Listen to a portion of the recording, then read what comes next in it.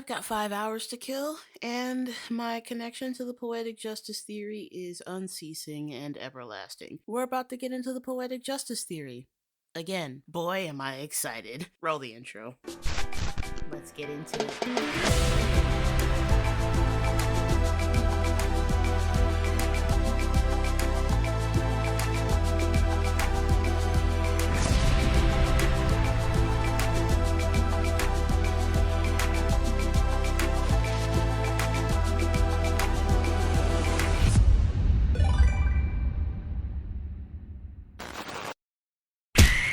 How's it going, y'all? It's Nixus here, and today I'm going to be diving into the Poetic Justice Theory again. Friend of mine of the channel, VersaQ, aka Mr. Reed, he has put out his second part of his Poetic Justice Theory deep dive, and I saw the first one. It was fantastic. I loved it, and not just because I had a cameo in it. So we're gonna go ahead and get into it. Subscribe to VersaQ, subscribe to Mr. Reed, give his channel some love because the amount of hard work and evidence and documentation that he put into this video and the second part is truly astounding. What it do, what the business is. Today we're going to be talking about poetic justice, specifically how to decipher poetic justice for dummies. I've seen a lot of discourse around the poetic justice theory, and I wanted to take some time to go through it and see what conclusions we all can come to. I know it may be a lot to ask you to sit through a video like this, but please bear with me. I promise to make it worth your time. If you've ever been curious about the poetic justice theory, or if you're one of those fake hip-hop heads who's coming in here to be closed-minded and pessimistic, come sit down in the front, because you're going to learn today. Calling these niggas out by name. I love the energy we're on. We're starting off with this frame of reference because this is the basis of our argument. I can bring up all the other songs and breadcrumbs from throughout the years, but for some, that will only help to confuse you. Looking at the definition of poetic justice, that can be simplified as a situation where good overcomes evil in a rewarding way. The ideas of virtue being celebrated in spite of trying circumstances, while vice is simultaneously punished, that's what poetic justice is all about.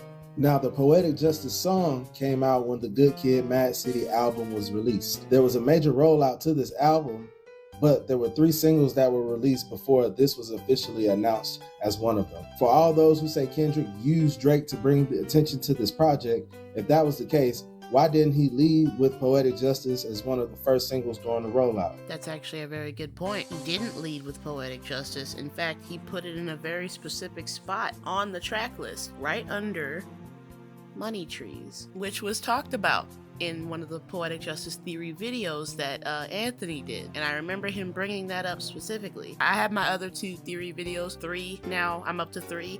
I'll put the links in the description for you guys to watch. For those who don't know him, let me introduce y'all to the creator of the Poetic Justice Theory, Anthony Imbrunone. He and his fiancée, Desiree Rose, fleshed out their ideas around this theory a few years ago. But the adoption has seemed to take off more in the last few months after everything that has happened between Kendrick and Drake over the last 2 years.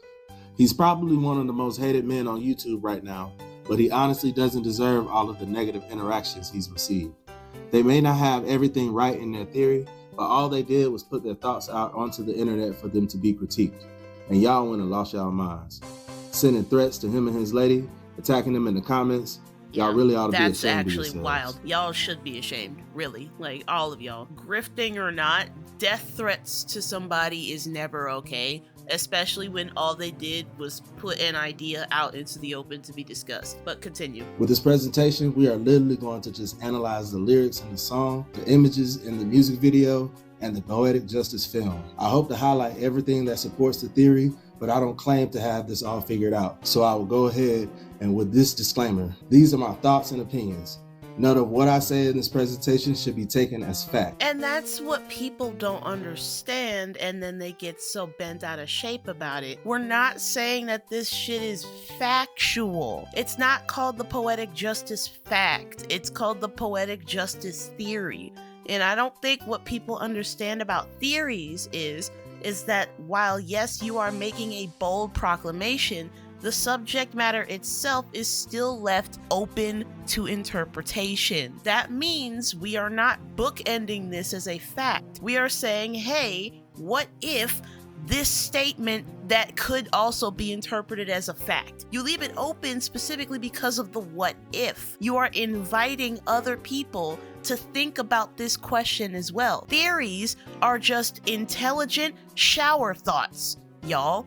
That's all they are. And then you compile a bunch of evidence to support it, and then you put it out to the public for people to engage in. That's the point of debate. It's not saying, fuck you, you're wrong. It's, I see your point, let me counter with a point of my own so you can see my perspective. That is why it is still called to this day the Poetic Justice Theory, because it's fun to play around with these ideas. But then when you start getting real world evidence that's coming out to support this theory, that's when the tide starts to shift a little bit. Now you're not dealing with past evidence and hypothetical evidence. Now you're dealing with real world concrete evidence straight from the sources. Now your theory is starting to look a little factual. I'm not saying that the Poetic Justice Theory is factual. I'm saying that it's looking pretty damn close to being factual. When you have confirmations from your likes of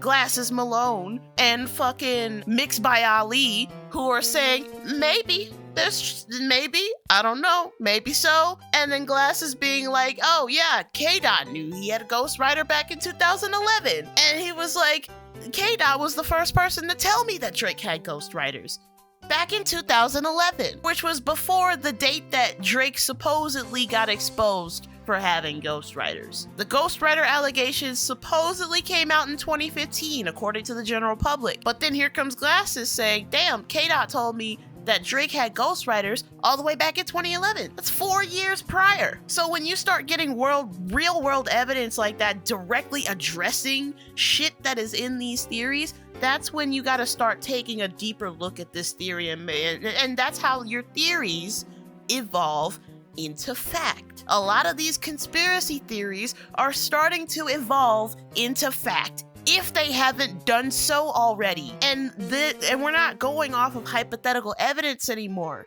We're not going off of a reach or something that could be that we're purposely interpreting a certain way. No, these niggas out here are just flat out telling us. You know, back in the 90s, aliens existing was still considered a conspiracy theory. Only for like less than 3 years ago, the FBI to announce that aliens do exist. Like publicly, like aliens, like extraterrestrials. Yeah, they said the aliens do exist. Now your theory isn't a fucking theory anymore. It's a fact. Please be respectful, and if you feel yourself getting riled up, go touch some grass.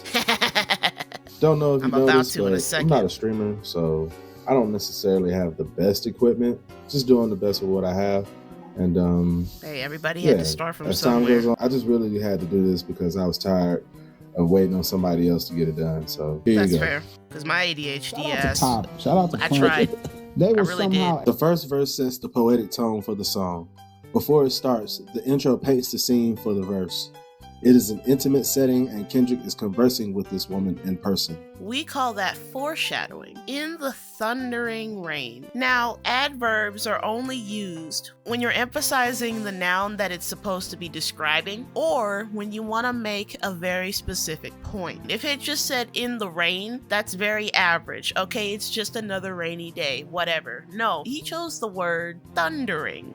In the thundering rain. When it's thundering rain, it's not just regular rain. There's lightning and thunder and loudness and potential fires. Significantly more serious than your average rainy day. That's foreshadowing.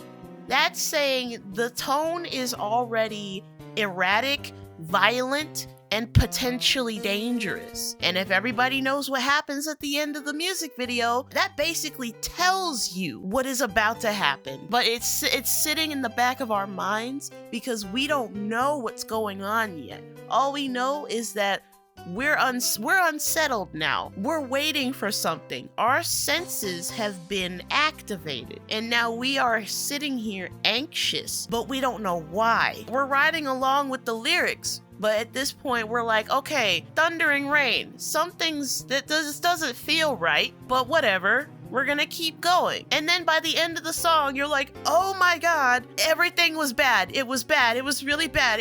I should have known from the beginning. I recognize your fragrance. Hold up, you ain't never gotta say shh. And I know your taste is a little bit, high maintenance. Everybody else basic, you live life on an everyday basis with poetic justice. Poetic justice. He comes off as very complimentary and attentive. You could say he knows he has to step to her correctly because she doesn't even have to explain herself. She has high standards to maintain. Looking at the definition for basis, Kendrick is describing how her foundational values are consistent with poetic justice, or moral excellence overcoming immoral conduct. If I told you that a flower bloomed in a dark room, would you trust it? I mean, I write poems in these songs dedicated to you when you're in the mood for empathy is blood in my pen. Better yet, where your friends in them. I really want to know you all. I really want to show you off. F that. Pour up plenty of champagne. Cold nights when you curse this stain. You called up your girlfriends and y'all curled in that little bitty range. I heard that. So it seems to be pretty straightforward, but he's not just conversing with this woman. He's going out of his way to be welcoming and inviting to her and her friends. You're in the mood for empathy. It's blood in my pen. He's empathizing. You know, he's showing her that he understands. Not as a way to manipulate. Unity through grief. He's celebrating their energy with a toast and offering understanding to her experience. I don't know how this could ever be considered a sensitive thing to say, but certain men leave a lot of damage when they mistreat our women. It's important not to sidestep or sugarcoat that fact. Remember, we're talking about moral accountability. What would a man do to make a woman want to curse his name? A solemn utterance intended to invoke a supernatural power to inflict harm or punishment on someone or something. If you piss off a woman so bad to where she invokes the dark powers against your ass, you have done something terribly wrong and you need to reevaluate yourself. Anybody can say, oh, you said you cursed, but no, you don't know what actual curses are. This is all biblical, because if you were cursed, that means there are dark forces that have been convinced to tear you apart by something or someone. This is one of my favorite parts in the song. It goes, she wanna go and party. She wanna go and party. Netta, don't approach her with that Atari. Netta, that ain't good game, homie, sorry. They say conversation, rule a nation, I can tell, but I could never right my wrongs unless I write it down for real. P.S. Oh, don't approach her with that Atari. That ain't good game. Okay, don't approach her with the old school games. Yep, you gotta evolve. You gotta evolve with the times, and you have to understand that old shit is problematic now because times have changed. You gotta come at her correctly. Moving on to Drake's verse, he says, I really hope you play this, because old girl, you just test my patience. In the thundering rain. Interesting. The settings are different. They're both foreshadowing the same thing. The circumstances are different. You still feel like something is wrong in both settings. I hope you play this, because girl, you test my patience. Immediate impatience. The first line, you test my patience. Really? Really? The power of words. When you're speaking to somebody, a lot of times people come across as being an asshole to people, and they don't understand why. With people who don't understand the difference between what is said and the tone, it's not what you say, it's how you say it. You can say, hi, how are you, to somebody, and it can mean two completely different things based off of what? Tone. So, scenario for you. You're in a restaurant and your server comes to you and says, "Hi, how are you? What can I do for you today?" And you will feel very pleasant.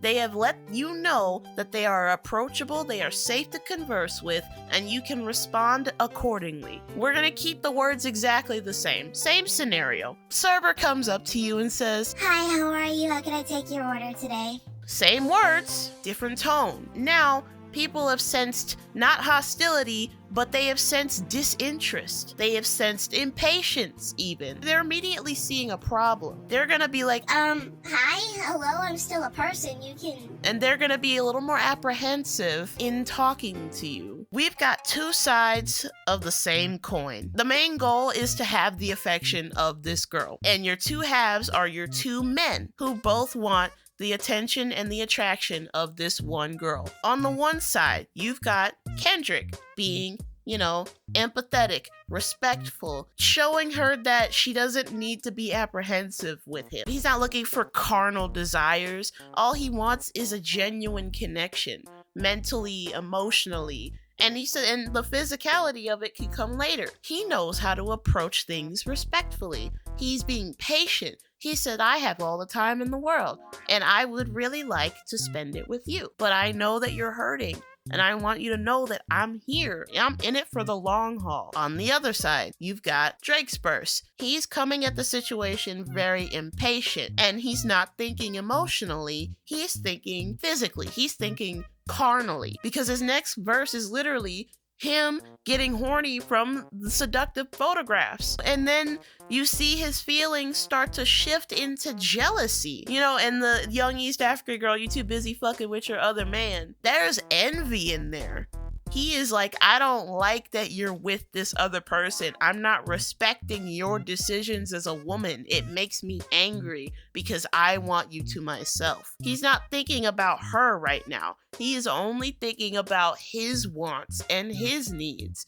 Her needs don't come up a single time in this. I was trying to put you on game, put you on a plane, take you and your mama to the motherland. I could do it. Maybe one day when you figure out you're gonna need someone. That sounds butthurt as hell. That sounds like copium. That literally just sounds like coping. This sounds like a whiny incel who can't take rejection, crying and bitching and coping about it on his fucking 4chan forum.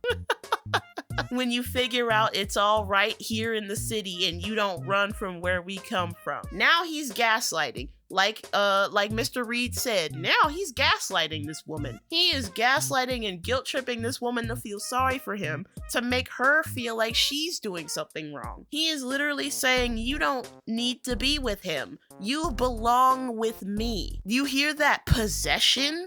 That aggressive possession. You belong here. There is no what you want. This is what I want.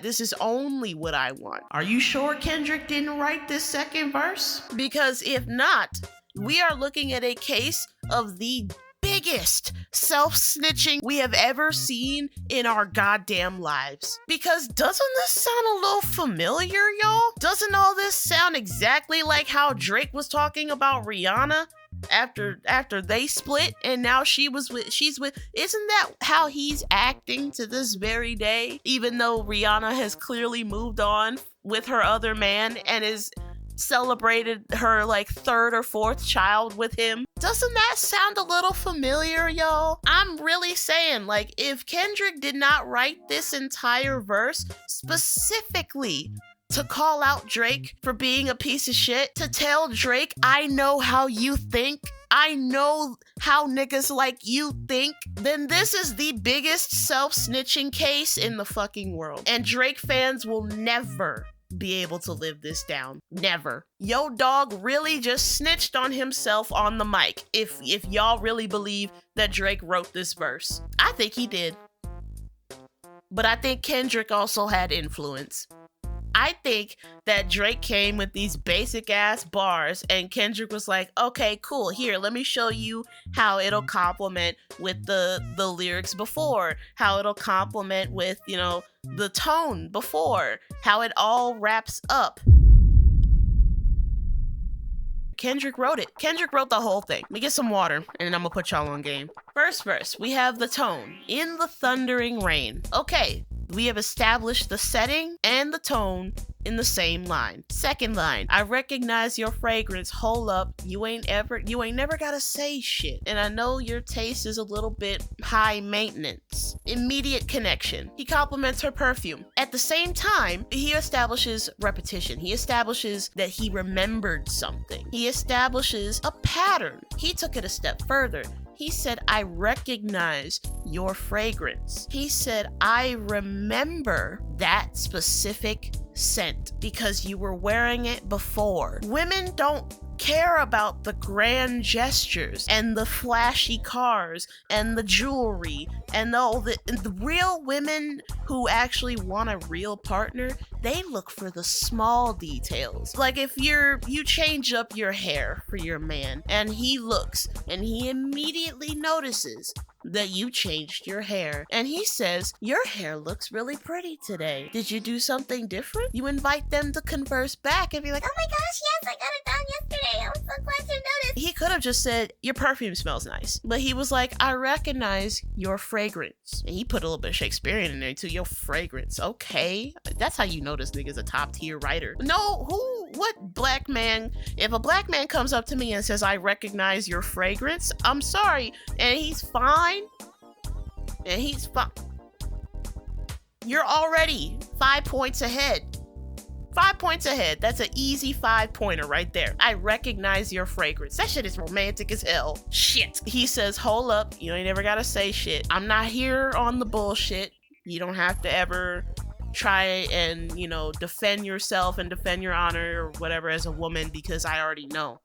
I don't just see you as a prize. I see you as a person. He's not saying, I already know, you don't have to say anything. He says, you don't ever have to say it. Meaning he's establishing a pattern that could go on into the future. He is establishing intent, but he is also saying that his intentions are pure. And that's the thing that women want when a man is trying to court a woman. They don't want a lack of intent. They want intent, but pure intentions. They don't want the intentions to be self-serving. They want intent that's beneficial for the both of them, but mostly for her, because she is the one who is being courted. I know your taste is a little bit high maintenance. He says, I know you like it fancy. I know you like high class. He's not calling her a gold digger. He's saying you have standards, and that's nothing to be ashamed of. That is the tone that he is giving in that line. He's saying you have class and you know your worth, and I respect that. Moving on to the next line. Everybody else basic. You live life on an everyday basis. You take your life a day at a time. All the bullshit, all the noise out there, all the basic shit. You want something better. And there's nothing wrong with that. Everybody wants something above the average. That is a common goal that everybody shoots for, whether they achieve it or not. Everybody wants to be above the average in some way, shape, or form. With poetic justice, valuing moral excellence over sinful desires, having a moral compass, going against the temptations of the world. This is a poem. Guy number 1, empathetic. He's thoughtful, he's respectful. He wants to know this woman's mind. He wants to know her heart first. He is going about things the correct way. Now, verse number 2 starts exactly the same as the first verse. In the thundering rain. Immediately, guy number 2, he's impatient, he's very selfish, he's sexually charged, he's only looking at her like a piece of meat. He's jealous that she's hanging out with other guys that aren't him. He's not respectful of her boundaries, he's not respectful of her relationships. He starts gaslighting. He's saying, you made me into the victim. He's making her the enemy. He's saying, you did this to me. I'm not the problem. You're the problem. Maybe you'll see that you deserve me. He's saying, I don't trust you enough as a person to make your own decisions. I see you as a thing, a mindless thing that I want to conquer. And sooner or later, you'll see that being in bondage with me is the better solution. I'm telling you what's good for you instead of giving you the respect to allow you to know what's good for yourself. Drake cannot write like that. I'm sorry. Drake does not write like this because he doesn't have the mental capacity to do that. He did not write this because the immediate first line is a direct contrast to the first line of Kendrick's verse. Are we actually serious? Do we really think that Drake fucking Aubrey had enough mental capacity to analyze the tone and intent of the first verse to write a direct contrast to that line by line? Do you really think that Drake's reading comprehension skills are that advanced? Nope. That is how I know that Kendrick wrote both of these. And I invite you to challenge this. I invite you to bring your evidence. Bring your evidence to challenge this theory. Watch his video. Watch Mr. Reed's video. Watch VersaQ's video on it. Watch it. Just watch it. Because honestly, he brought the evidence to the table, and now looking at it, a direct contrast to the previous verse. First guy, more understanding. Second guy, impatient douchebag. Like I said before, if y'all really think that Drake wrote this, then this is the biggest self-snitching game I have ever seen in my fucking life. Anybody who reads these lyrics and finds that the least bit of attractive, you have daddy issues. I'm just gonna be honest, you have daddy issues. It's time to seek therapy. Like I've always said, I have always deeply admired Kendrick Lamar's pen, his attention to detail, his attention to tone, diction, syntax. He is a poet before he is a rapper. He is on the level of Edgar Allan Poe, Langston Hughes. He is on their level in terms of poetry. And so that is why I always fight for him, because he's got a Pulitzer Prize. Really nothing you can say. He's got a Pulitzer, bro. And he understands that there are other people out there who have the same level of reading comprehension skills as him. And so that's why he's putting it out there. It's the many are called, few are chosen scenario. The people who are able to dissect this shit on a technical English level, that's where the poetic justice theory was born from. These two people reading into the context and reading into the tone, they're not necessarily reading it on the level that I'm doing and the level that these people in the video did, but they're looking at the lyrics and they're using real life evidence to support this hypothesis, because that is what theories essentially are. They're hypotheses given a little more weight. This is an amazing thing for the community. Whether it's true or not, just the fact that people are here putting their thoughts and their theories and their passion together in hip-hop. It's not like Anthony Abranoni just started making videos when the beef started. His videos date all the way back to 2021. He's been in the shit for a little bit, okay? And even then, his knowledge of the discographies and of the lyrics, he didn't necessarily know. So he did what anybody does. He did his homework. He did his research. He listened to the songs. He broke down the lyrics. He started comparing and contrasting. And that is how the poetic justice theory was born. That's all it is. It's not a grifting scheme. It's not a culture vulturing scheme. It's just somebody who had an idea that they thought was interesting. And so they put it out to the public to see what they think, and to give other platforms and other people the opportunity to bounce off of this theory and provide some of their own evidence and some of their own perspectives. But as always, I have been Nixus, and I will see you in the next video. See ya.